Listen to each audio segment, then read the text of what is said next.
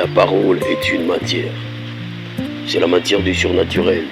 Elle a été utilisée pour la création, pour éveiller, pour bâtir, pour conquérir, pour travailler. Tout part de là. La parole prend plusieurs natures en fonction de sa position. Lorsqu'elle est en nous, on l'appelle pensée. Lorsqu'on la prononce, elle devient parole.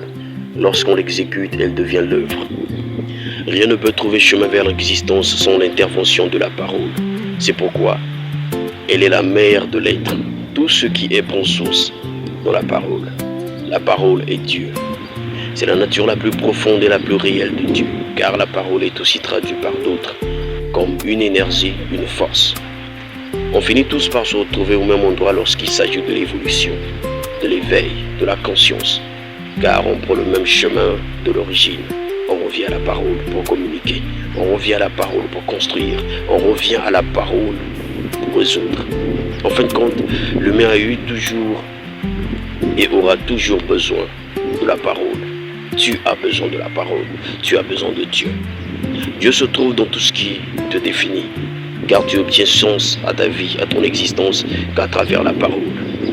Pour se communiquer, pour se comprendre entre nous, on a eu besoin de la parole. C'est pourquoi on a inventé le langage, les langues.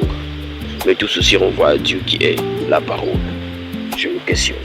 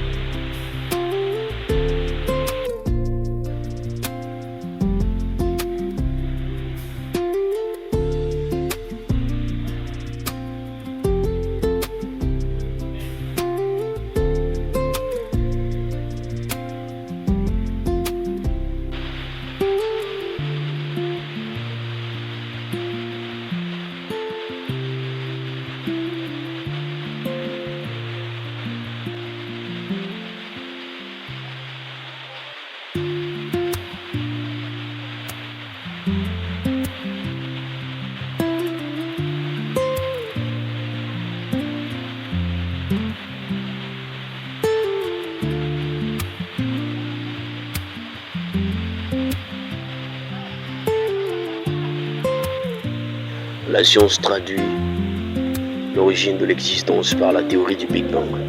Je comprends. Car si vous lisez bien la Bible, vous verrez que les deux approches vont de pair dans le raisonnement de ce phénomène qui est l'existence. Mais à vrai dire, il y a plusieurs sciences, plusieurs torches, plusieurs lampes qui se sont pointées sur la question afin d'en extraire la réponse. Ces sciences-là, c'est la parole, c'est la pensée. La pensée n'est qu'une parole interne. Ce qui est dit en nous, puis à son expression, elle devient parole. Donc la pensée prononcée. C'est Dieu lui-même qui les renvoie vers la connaissance de son immense pouvoir caché dans sa nature, la parole. Toutefois, il serait judicieux de se poser face à l'essentiel. Quelle matière utilise-t-on pour chercher à comprendre, à connaître? C'est le cerveau. Et le cerveau, c'est la machine à penser, à la parole. C'est ce qui te rappelle qu'il y a quelque chose qui parle en toi, car tu ne le vois pas. Et rien ne te dit que c'est toi, car tu ne le vois pas. On se dit simplement que c'est nous, parce que ça vient de nous. Mais en vrai, c'est ce qui nous connecte à l'esprit, à Dieu, à la parole. Car nous sommes parole, fait à l'image de Dieu, la parole. Si on a encore du mal à se comprendre aujourd'hui, c'est parce qu'on a oublié l'outil principal. C'est la parole, et la parole c'est Dieu.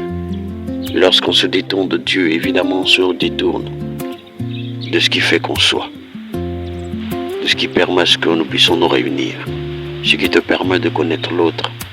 C'est parce qu'il y a une parole qui dégage de lui. Et la parole, c'est sa description. Parfois, tu n'as pas besoin, et c'est clair, tu n'as pas besoin que l'autre se présente. En le voyant, il te parle. Il est brun, il est lancé, il est court, elle est jolie, elle est belle, elle est élégante, elle parle très bien, elle est douce. Il y a une parole qui se dégage d'elle.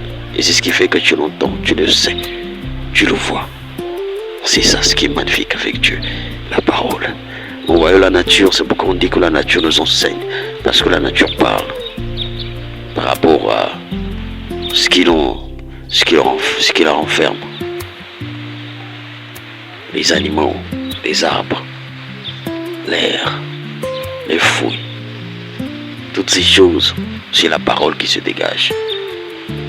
On voit les nuages, on voit l'humanité, on voit la parole, on voit Dieu. C'est pourquoi Dieu est partout.